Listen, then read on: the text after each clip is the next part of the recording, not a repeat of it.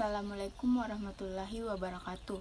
Perkenalkan, nama saya Diafadia Anwar, mahasiswa program Studi Administrasi Pembangunan Negara kelas APN 2B. Baiklah, di sini saya akan sedikit mempresentasikan hasil review jurnal saya yang berjudul Pemanfaatan Limbah Rumah Tangga atau Sampah Anorganik sebagai Bentuk Implementasi dari Pendidikan Lingkungan Hidup. Berdasarkan Undang-Undang Nomor 18 Tahun 2008, sampah adalah kegiatan sehari-hari manusia dan proses alam yang berbentuk padat.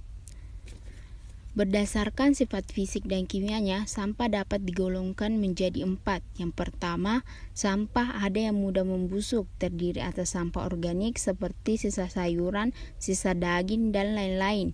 Yang kedua, sampah yang tidak mudah membusuk seperti plastik, kertas, karet, logam, dan lain-lain. Yang ketiga, sampah yang berupa debu atau abu. Yang keempat, sampah yang berbahaya bagi kesehatan, sampah yang berasal dari industri dan rumah sakit yang mengandung zat-zat kimia dan agen penyakit yang berbahaya. Dampak negatif yang dapat ditimbulkan oleh volume sampah yang tinggi yang tidak dikelola dengan baik adalah gangguan kesehatan, menurunkan kualitas lingkungan, menurunkan estetika lingkungan, dan terhambatnya pembangunan negara. Sampah anorganik adalah sampah yang dihasilkan dari bahan-bahan non-hayati, baik berupa produk sinetik maupun hasil proses teknologi pengolahan bahan tambang atau sumber daya alam dan tidak dapat diuraikan, misalnya botol plastik, tas plastik, dan kaleng.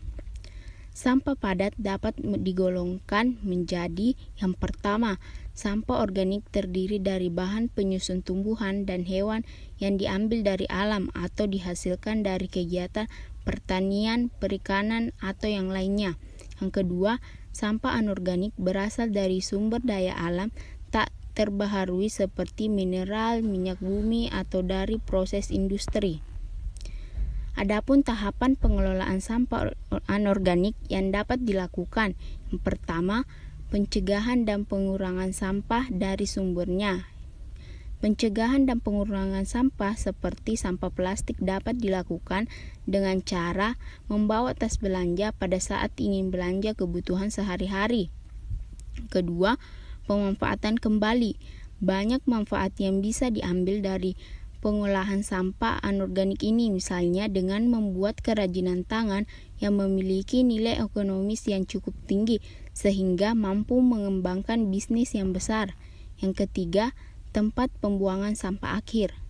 Beberapa usaha yang telah berlangsung di TPS untuk mengurangi volume sampah seperti telah dilakukan pemilihan oleh pemulung untuk sampah yang dapat didaur ulang ini ternyata sebagai mata pencaharian untuk meningkatkan kesehatan masyarakat dan kualitas lingkungan serta menjadikan sampah sebagai sumber daya. Dengan berlakunya Undang-Undang Nomor 8 Tahun 2008 tentang pengelolaan sampah, maka diperlukan usaha dan kesadaran akan pemanfaatan dan pengelolaan sampah yang baik dan tepat untuk dikembangkan di setiap lingkungan masyarakat, sehingga kualitas kesehatan lingkungan dapat ditingkatkan serta sampah dapat menjadi sumber daya yang dapat dimanfaatkan untuk peningkatan kesejahteraan masyarakat. Kesimpulannya yaitu, adapun kesimpulan berdasarkan hasil pembahasan di atas bahwa dalam pemanfaatan sampah dan pengelolaan sampah harus melibatkan berbagai komponen masyarakat dan memperhatikan karakteristik sampah, lingkungan, serta keberadaan sosial budaya masyarakat setempat, karena sampah anorganiklah yang sangat berbahaya bagi lingkungan.